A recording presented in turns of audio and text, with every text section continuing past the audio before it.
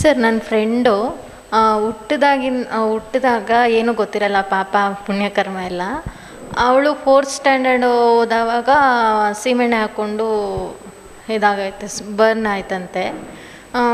ಮತ್ತು ಹಂಗೆ ಲೈಫಲ್ಲಿ ಹುಟ್ಟಿದಾಗಿಂದನೂ ಕಷ್ಟನೇ ಬರ್ತಿದೆ. ಆವಾಗ ನಮಗೇನೂ ಗೊತ್ತಿರಲ್ಲ, ಈ ಥರ ಎಲ್ಲ ಪ್ರಾಬ್ಲಮ್ನ ಫೇಸ್ ಮಾಡ್ಕೊಂಬಿಡ್ತೀವಿ.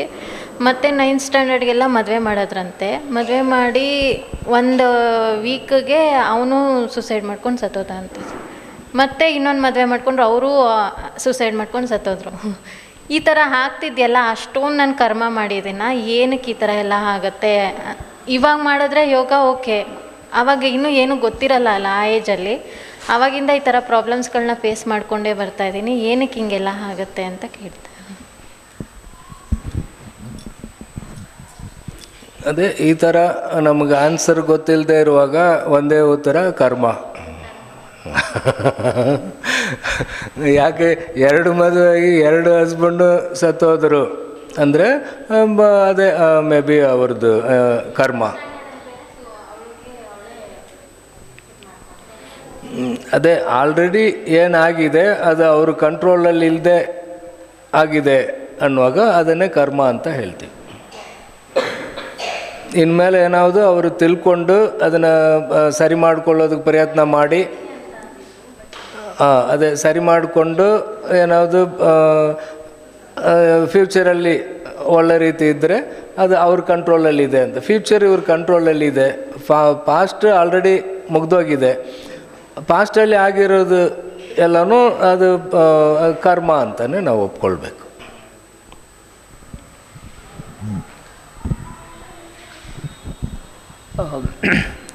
ಸರ್, ಸ್ಥಿತಪ್ರಜ್ಞ ಅಥವಾ ಸಮತ್ವಂ ಅಂದರೆ ಖುಷಿಗೆ ಹಿಗ್ಗಬಾರ್ದು, ದುಃಖಕ್ಕೆ ಕುಗ್ಗಬಾರ್ದು, ಒಂದೇ ಥರ ಇರೋದು ಹೇಗೆ?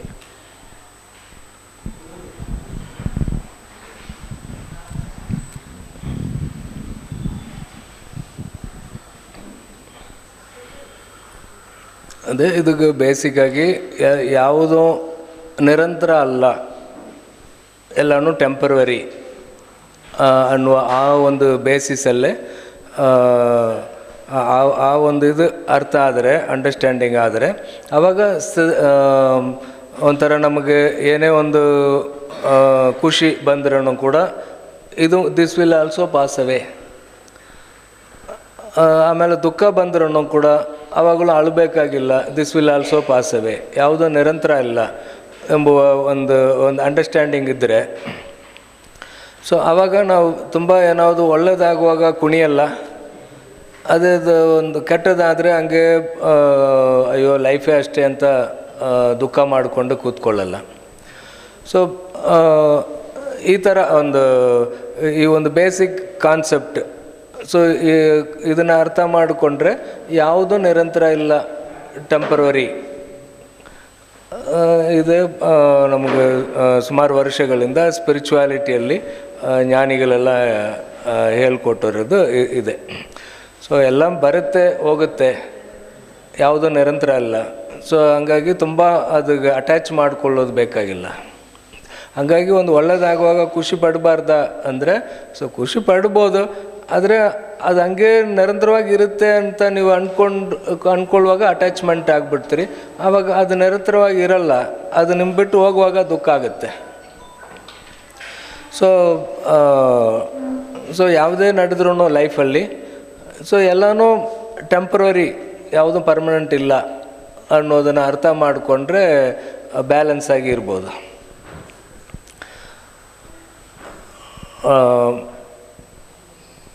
ಒಂದು ಒಳ್ಳೆಯದು ಹೇಳಬೇಕಂದ್ರೆ, ಇನ್ನೂ ನಾವು ಡೀಪಾಗಿ ಒಂದು ಸೈಂಟಿಫಿಕ್ಕಾಗಿ ಹೇಳಬೇಕಂದ್ರೆ,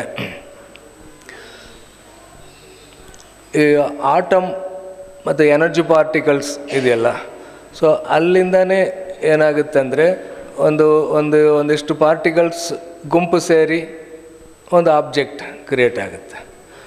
ಆ ಪಾರ್ಟಿಕಲ್ಸ್ ಡಿಸ್ಇಂಟಗ್ರೇಟ್ ಆಗುವಾಗ ಅದು ಡಿಸಪಿಯರ್ ಆಗುತ್ತೆ. ಆ ಥರ ಪಾರ್ಟಿಕಲ್ಸ್ ಸೇರೋದು, ಸಪ್ರೇಟ್ ಆಗೋದು. ಸೊ ಇದು ಪ್ರಪಂಚದಲ್ಲಿ ನಡೀತಾ ಇದೆ. ಇದೇ ಥರನೇ ನಮ್ಮ ಲೈಫಲ್ಲೂ ಕೂಡ ಇವಾಗ ನೋಡಿ, ಇವಾಗ ಇದು ನಮ್ಮ 5th ಆ್ಯನಿವರ್ಸರಿ ಫಂಕ್ಷನ್ ಮಾಡ್ತಾಯಿದ್ವಿ. ಈಗ ಒಂದಿಷ್ಟು ಜನ ಹಿಂಗೆ ಗುಂಪು ಸೇರಿದ್ವಿ. ಒಂದು ಫ್ಯೂ ಅವರ್ಸಲ್ಲಿ ಎಲ್ಲ ಡಿಸ್ಇಂಟಗ್ರೇಟ್ ಆಗ್ತೀವಿ, ಅಂದರೆ ಇಲ್ಲಿಂದ ಡಿಸ್ಪರ್ಸ್ ಆಗ್ತೀವಿ. ಸೊ ಈ ಥರ ಎಲ್ಲನೂ ನಮ್ಮ ಲೈಫಲ್ಲಿ ರಿಲೇಷನ್ಶಿಪ್ ಆಗಲಿ, ಮಧ್ಯದಲ್ಲಿ ಒಂದು ಹೊಸ ರಿಲೇಷನ್ಶಿಪ್ ಬರುತ್ತೆ, ಆಮೇಲೆ ಸ್ವಲ್ಪ ಕಾಲ ಇರುತ್ತೆ, ಆಮೇಲೆ ಬಿಟ್ಟು ಹೋಗ್ತಾ ಇರುತ್ತೆ. ಈ ಥರ ಬರ್ತಾ ಇರುತ್ತೆ, ಹೋಗ್ತಾ ಇರುತ್ತೆ. ಸೊ ಯಾವುದು ನಿರಂತರವಾಗಿ ಇರಲ್ಲ.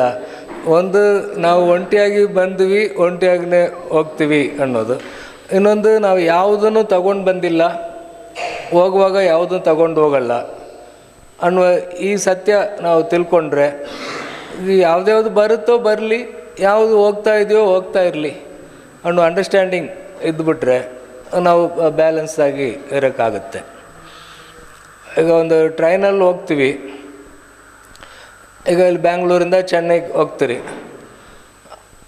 ನಿಮ್ಮ ಪಕ್ಕದ ಸೀಟಲ್ಲಿ ಯಾರೋ ಕೂತಿದ್ದಾರೆ, ಅವರು ಚೆನ್ನೈವರೆಗೂ ನಿಮ್ಮ ಜೊತೆಯಲ್ಲಿ ಬರ್ತಾರೆ ಅಂತ ಗ್ಯಾರಂಟಿ ಇಲ್ಲ. ಮಧ್ಯದಲ್ಲಿ ಜೋಲಾರ್ ಬೆಡ್ಡಲ್ಲಿ ಇಳಿಬೋದು. ಆವಾಗ ಅಯ್ಯೋ ಇಷ್ಟೊತ್ತು ಚೆನ್ನಾಗಿ ಮಾತಾಡ್ಸ್ಕೊಂಡು ಬಂದರು, ಇವಾಗ ಇಳಿದ್ಬಿಟ್ರಲ್ಲ ಅಂತ ದುಃಖ ಪಡಬೇಕಾಗಿಲ್ಲ. ಅವ್ರು ಇಳಿದಿದ ತಕ್ಷಣ ಇನ್ನೊಬ್ಬರು ನೆಕ್ಸ್ಟ್ ಸ್ಟೇಷನಲ್ಲಿ ಇನ್ನೊಬ್ರು ಯಾರಾದ್ರು ಬಂದಲ್ಲಿ ಕೂತ್ಕೊಳ್ತಾರೆ. ಅವರಿಂದ ಇನ್ನೂ ಬೇರೆ ಹೊಸ ವಿಷಯ ನೀವು ತಿಳ್ಕೊಳ್ಬೋದು. ಆ ಥರ ಲೈಫಲ್ಲಿ ಜನನೂ ನಮ್ಮ ಲೈಫಲ್ಲಿ ಎಂಟ್ರ್ ಆಗ್ತಾರೆ, ಎಕ್ಸಿಟ್ ಆಗ್ತಾ ಇರ್ತಾರೆ. ಸೊ ಆಗೋರನ್ನ ನೀವು ಬ್ಲಾಕ್ ಮಾಡಬಾರ್ದು, ಹೋಗ್ತಾ ಇರೋರನ್ನ ಎಳೆದು ಇಟ್ಕೊಳ್ಬಾರ್ದು. ಸೊ ಆ ಥರ ಇದ್ದರೆ ನಾವು ಬ್ಯಾಲೆನ್ಸ್ ಆಗಿ ಇರ್ಬೋದು. ಈಗ ಎಂಟ್ರ್ ಆಗೋರ್ಗೆ ತಡೆ ಮಾಡಿದ್ರೂ ಅಲ್ಲಿ ಡಿಸ್ಟರ್ಬ್ ಆಗುತ್ತೆ. ಹೋಗ್ತಾ ಇರೋರು ಅವ್ರ ಫ್ರೀಡಮ್ಗೆ ಇದು ಮಾಡಿ ನಾವು ಎಳೆದಿಟ್ಕೊಳ್ಳೋಕೆ ಟ್ರೈ ಮಾಡಿದ್ರೂ ಅಲ್ಲಿ ಪ್ರಾಬ್ಲಮ್ ಕ್ರಿಯೇಟ್ ಆಗುತ್ತೆ.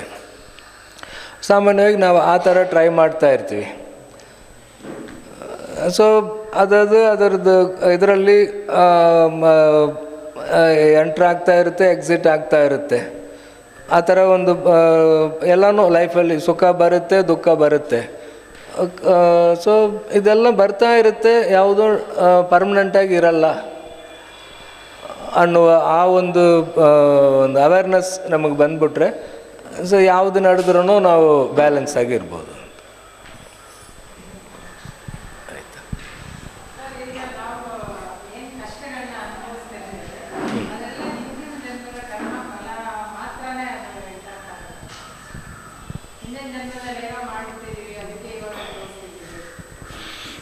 ಅದೇ ಎರಡೂ ಇದೆ, ಎರಡೂ ಅದರಲ್ಲಿ ಇನ್ವಾಲ್ವ್ ಆಗಿದೆ.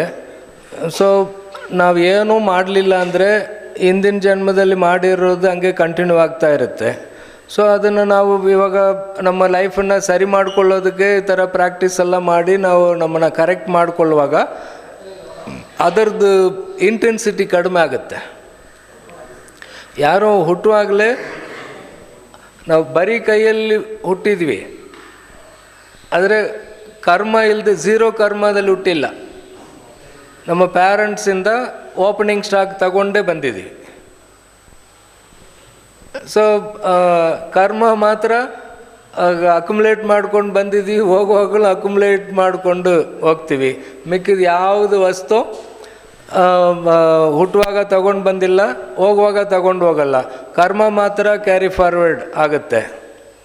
ಸೊ ಹಂಗಾಗಿ ನಾವು ಓಪನಿಂಗ್ ಸ್ಟಾಕ್ ಆಗಿ ನಮ್ಮ ಪ್ಯಾರೆಂಟ್ಸ್ ಮೂಲಕ ಕರ್ಮ ತಗೊಂಡೇ ಬಂದಿದ್ದೀವಿ. ನಾವು ಏನೂ ಪ್ರಯತ್ನ ಮಾಡಲಿಲ್ಲ ಅಂದರೆ ಆ ಕರ್ಮ ಪ್ರಕಾರ ನಮ್ಮ ಲೈಫ್ ಹೋಗ್ತಾ ಇರುತ್ತೆ. ಇನ್ನೂ ಬೆಟರಾಗಿ ಆಗಬೇಕಂತ ನಾವು ಪ್ರಯತ್ನ ಮಾಡುವಾಗ ಅದರದ್ದು ಇಲ್ ಎಫೆಕ್ಟ್ ಇದ್ರೂ ಕೂಡ ಅದು ಸ್ವಲ್ಪ ಅದರದ್ದು ಇಂಟೆನ್ಸಿಟಿ ಕಡಿಮೆ ಆಗಿ ನಮ್ಮ ಪ್ರಯತ್ನಕ್ಕೆ ರಿಸಲ್ಟ್ ಬರ್ತಾ ಇರುತ್ತೆ.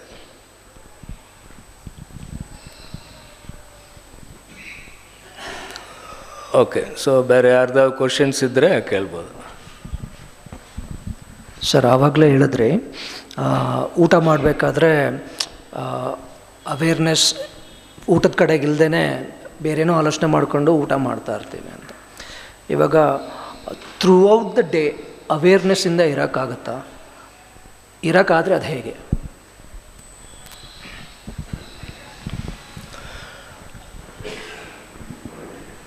ಅಂದರೆ ಬೈ ಗ್ರ್ಯಾಜುವಲ್ ಪ್ರಾಕ್ಟೀಸ್, ರೆಗ್ಯುಲರ್ ಪ್ರಾಕ್ಟೀಸಿಂದನೇ ಗ್ರ್ಯಾಜುವಲ್ ಆಗಿ ಅವೇರ್ನೆಸ್ ಇನ್ಕ್ರೀಸ್ ಆಗುತ್ತೆ. ಅವಾಗವಾಗ ಫೇಲ್ಯೂರ್ ಆಗ್ತೀವಿ, ಅವೇರ್ನೆಸ್ ತಪ್ಪುತ್ತೆ, ಆದ್ರೂ ತಿರ್ಗಾ ಅದನ್ನು ಜ್ಞಾಪಕಿಸ್ಕೊಂಡು ಅಗೈನ್ ಅದನ್ನು ಇಂಪ್ಲಿಮೆಂಟ್ ಮಾಡಬೇಕು. ಸೊ ಆ ಥರ ಏಕ್ದಮ್ ಓವರ್ ಎ ನೈಟ್ ನಾವು ನಾಳೆ ಬೆಳಗ್ಗೆ ಎದ್ದಲ್ವಾಗ ಇವತ್ತಿಂದ ನಾನು 24 hours ಅವೇರ್ನೆಸ್ ಆಗಿರ್ತೀನಿ ಅಂದರೆ ಆ ಥರ ಯಾರಿಗೂ ಪಾಸಿಬಲ್ ಇಲ್ಲ.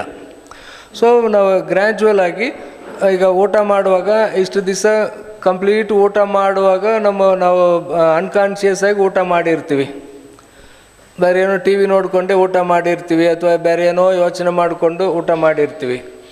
ಈಗ ಅಟ್ಲೀಸ್ಟ್ ನೀವು ಒಂದು 10 ತುತ್ತು ಊಟ ಅವೇರ್ನೆಸ್ ಆಗಿ ತಿಂದಿದ್ರೆ ಅದು ಇಂಪ್ರೂವ್ಮೆಂಟ್. ಸೊ ಇದಕ್ಕೆ ಮುಂಚೆ ನೀವು ಸ್ನಾನ ಮಾಡುವಾಗ ಮೆಕ್ಯಾನಿಕಲಾಗಿ ಸ್ನಾನ ಮಾಡ್ಕೊಂಡು ಬಂದ್ರಿ, ಇವಾಗ ಅಟ್ಲೀಸ್ಟ್ ಒಂದು 2 ಜಗ್ ನೀರು ಮೇಲೆ ಹಾಕ್ಕೊಳ್ಳುವಾಗ ನೀವು ಅವೇರ್ನೆಸ್ಸಿಂದ ಸ್ನಾನ ಮಾಡಿದಿರಿ ಅಂದರೆ ಅದು ಇಂಪ್ರೂವ್ಮೆಂಟ್. ಈ ಥರ ಗ್ರ್ಯಾಜುವಲ್ ಆಗಿ ಅದು ಇಂಪ್ರೂವ್ ಆಗಬೇಕು. ಬಟ್ ಆ ಥರ 24 hours ಅವೇರ್ನೆಸ್ ಆಗಿರೋಕ್ಕಾಗುತ್ತಾ ಅಂದರೆ ಆ ಥರ ಆಗುತ್ತೆ ಅಂತ ಪ್ರೂವ್ ಮಾಡಿದವರು ಭಗವಾನ್ ಬುದ್ಧ. ಅವರು ಈವನ್ ನಿದ್ರೆ ಮಾಡ್ತಾ ಇರುವಾಗ ಕೂಡ ಅವೇರ್ನೆಸ್ ಆಗಿ ಇದ್ದರಂತೆ.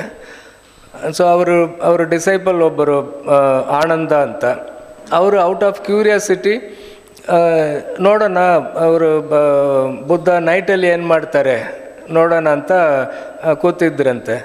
ಅವ್ರು ನೈಟ್ ಮಲ್ಕೊಳ್ಳುವಾಗ ಯಾವ ಕಡೆ ಇದು ಮಲ್ಕೊಂಡ್ರೋ ಅದೇ ಥರ ಬೆಳಗ್ಗೆ ಎದ್ದೋಲ್ವಾಗ ಅದೇ ಪೋಸ್ಚರಲ್ಲಿ ಎದ್ರಂತೆ. ಈಗ ನಾರ್ಮಲ್ ಪೀಪಲ್ ಏನು ಮಾಡ್ತಾರೆ, ರೈಟ್ ಸೈಡ್ ಮಲ್ಕೊಂಡ್ರೆ ಒಳ್ಳೇದು ಅಂದ್ಬಿಟ್ಟು ರೈಟ್ ಸೈಡ್ ಮಲಗ್ತಾರೆ, ಆಮೇಲೆ ಲೆಫ್ಟ್, ಆಮೇಲೆ ಮಿಡಿಲ್, ಆಮೇಲೆ ಕೆಳಗೆ ಬಿದ್ದು, ಆಮೇಲೆ ಎದ್ದು ಎಲ್ಲ ಮಾಡ್ತಾರೆ. ಬಟ್ ಅವರು ಬೆಳಗ್ಗೆ ನೈಟ್ ಮಲ್ಕೊಳ್ಳುವಾಗ ಯಾವ ಪೋಸ್ಚರಲ್ಲಿ ಮಲ್ಕೊಂಡ್ರೋ ಅದೇ ಪೋಸ್ಚರಲ್ಲಿ ಬೆಳಗ್ಗೆ ಎದ್ರಂತೆ. ಸೊ ಅವಾಗ ಅವ್ರ ಡಿಸೈಪಲ್ ಕೇಳಿದ್ದಾರೆ,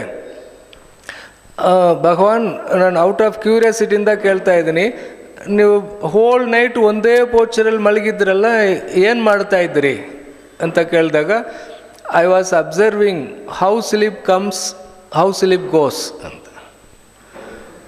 ಸೊ ನಿದ್ರೆ ಹೇಗೆ ಬರುತ್ತೆ ಹೇಗೆ ಹೋಗುತ್ತೆ ಅಂತ ನಾನು ಅಬ್ಸರ್ವ್ ಮಾಡ್ತಾ ಇದ್ದೆ. ಅಂದರೆ ನಿದ್ರೆ ನನಗಲ್ಲ, ದೇಹಕ್ಕೆ, ನಾನು ದೇಹ ಅಲ್ಲ, ನಾನು ಅವೇರ್ನೆಸ್, ನಾನು ನಿದ್ರೆ ಹೆಂಗೆ ಬರುತ್ತೆ ಹೆಂಗೆ ಹೋಗುತ್ತೆ ಅಂತ ಅಬ್ಸರ್ವ್ ಮಾಡ್ತಾ ಇದ್ದೆ ಅಂತ ಹೇಳಿದ್ರಂತೆ. ಸೊ ನಾವು ಓದಿರೋದ್ರಲ್ಲಿ ಆ ಥರ ಬುದ್ಧ 24 hours ಅವೇರ್ನೆಸ್ ಆಗಿದ್ದರು ಅಂತ ಓದಿದ್ವಿ. ಸೊ ಆ ಥರ ಇರ್ಬೋದು ಅನ್ನೋದಕ್ಕೆ ಅವ್ರ ಎಕ್ಸಾಂಪಲ್. ಬಟ್ ಗ್ರ್ಯಾಜುವಲ್ ಪ್ರಾಕ್ಟೀಸಿಂದಾನೇ ಸಾಧ್ಯ.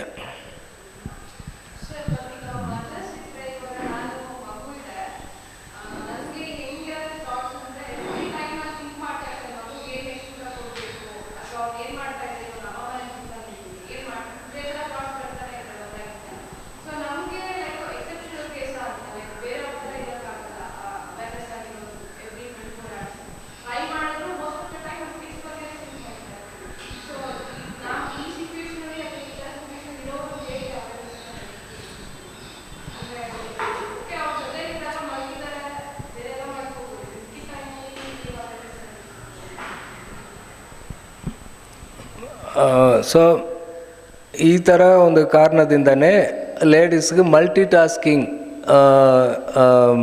ಎಬಿಲಿಟಿ ಇದೆ ಅಂತ ಹೇಳ್ತೀವಿ. ಸೊ ತಾಯಿಗೆ ಮಾತ್ರನೇ ಆ ಒಂದು ಕೆಪಾಸಿಟಿ ಇದೆ. ಯಾವುದೋ ಬೇರೆ ಕೆಲಸದಲ್ಲಿ ಫೋಕಸ್ ಮಾಡ್ತಾ ಇದ್ರೂ ಕೂಡ ಒಂದು ಪಾರ್ಟ್ ಆಫ್ ಮೈಂಡ್ ಮಗು ಏನು ಮಾಡ್ತಾ ಇದೆ, ಅದಕ್ಕೇನೋ ತೊಂದರೆ ಆಗ್ತಾ ಇದೆಯಾ ಅಂತ ಆ ಕಡೆನೂ ಫೋಕಸ್ ಮಾಡ್ತಾ ಇರುತ್ತೆ. ಆ ಥರ 2 ಕೆಲಸದಲ್ಲಿ ಅವರು ಕಾನ್ಸಂಟ್ರೇಟ್ ಮಾಡೋಕ್ಕಾಗುತ್ತೆ. ಸೊ ಅದರಿಂದನೇ ಲೇಡೀಸ್ಗೆ ಮಲ್ಟಿ ಟಾಸ್ಕಿಂಗ್ ಕೆಪಾಸಿಟಿ ಇದೆ ಅಂತ ಹೇಳ್ತೀವಿ. ಸೊ ಅದು ಬೈ ನೇಚರೇ ನಿಮಗೆ ಒಂದು ತಾಯಿ ಆಗುವಾಗ ಅಗೈನ್ ತಾಯಿ ಆಗುವಾಗ ನಿಮಗೆ ಕೆಲವು ಹಾರ್ಮೋನ್ಸ್ ಸೆಕ್ರೇಟ್ ಆಗುತ್ತೆ. ಸೊ ಆ ಕಾರಣದಿಂದ ಅದು ಆ ಒಂದು ಅಟ್ಯಾಚ್ಮೆಂಟ್ ಮಗನ್ನ ಸಾಕಬೇಕು ಅನ್ನೋದಕ್ಕೋಸ್ಕರ ಆ ಹಾರ್ಮೋನ್ ಸೆಕ್ರೇಟ್ ಆಗುತ್ತೆ. ಸೊ ಹಂಗಾಗಿ ಅದು ತಪ್ಪೇನಿಲ್ಲ, ಅದು ಒಂದು ತಾಯಿ ಹಂಗೇ ಇರಬೇಕಾಗತ್ತೆ. ಸೊ ಬೈ ನೇಚರೇ ನಿಮಗೆ ಆ ಥರ ನೀವು ಕೆಲಸನೂ ಮಾಡಿಕೊಂಡು ಮಗು ಮೇಲೂ ಒಂದು ಕಣ್ಣು ಇಟ್ಕೊಂಡಿರೋ ಒಂದು ಕೆಪಾಸಿಟಿ ಲೇಡೀಸ್ಗೆ ಬಂದಿರುತ್ತೆ. ಅದು ಇವಾಗಲ್ಲ, ಕಾಡುಗಳಲ್ಲಿ ಮನುಷ್ಯ ಜೀವನ ಮಾಡ್ತಾ ಇದ್ದಾಗಿಂದ ಒಂದು ಅಲ್ಲಿ ಇಷ್ಟು ಇವಾಗ ಥರ ಫೆಸಿಲಿಟಿ ಇಲ್ಲಲ್ಲ, ಮನೆ ಎಲ್ಲ ದೊಡ್ಡ ಮನೆ, ಡೋರು ಅದೆಲ್ಲ ಇರಲ್ಲಲ್ವ. ಸೊ ಅಲ್ಲಿ ಎಲ್ಲೋ ಒಂದು ಹೊಗೆಯಲ್ಲಿ ಎಲ್ಲ ಇದ್ದಿರ್ತಾರೆ.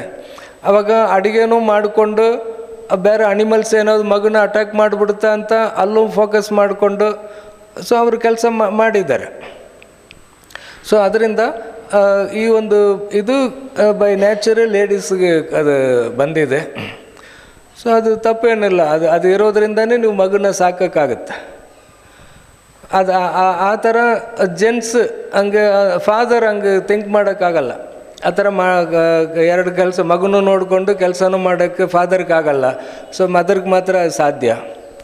ಸೊ ಇದನ್ನು ಅರ್ಥ ಮಾಡಿಕೊಂಡ್ರೆ ಹಸ್ಬೆಂಡ್ನ ಬೈಯಲ್ಲ, ನಾನು ಕೆಲಸನೂ ಮಾಡಿಕೊಂಡು ಮಗನೂ ನೋಡ್ಕೊಳ್ತೀನಿ, ನೀವು ಯಾಕೆ ಹಂಗೆ ಮಾಡಲ್ಲ ಅಂತ ಕೇಳೋಕ್ಕಾಗಲ್ಲ. ಯಾಕಂದರೆ ಅವ್ರಿಗೆ ಹಾರ್ಮೋನ್ ಸೆಕ್ರೀಟ್ ಆಗಲ್ಲ.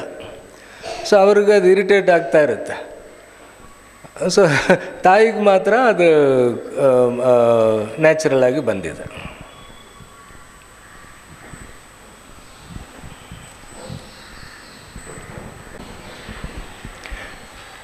Thank you Guruji. ಇಷ್ಟೊತ್ತು ನಮ್ಮೆಲ್ಲ ಕ್ವೆಶನ್ಸ್ಗೂ ಆನ್ಸರ್ ಮಾಡಿದ್ದೀರಾ. And the question answers also was very interesting, well framed by our part guest. Thank you all.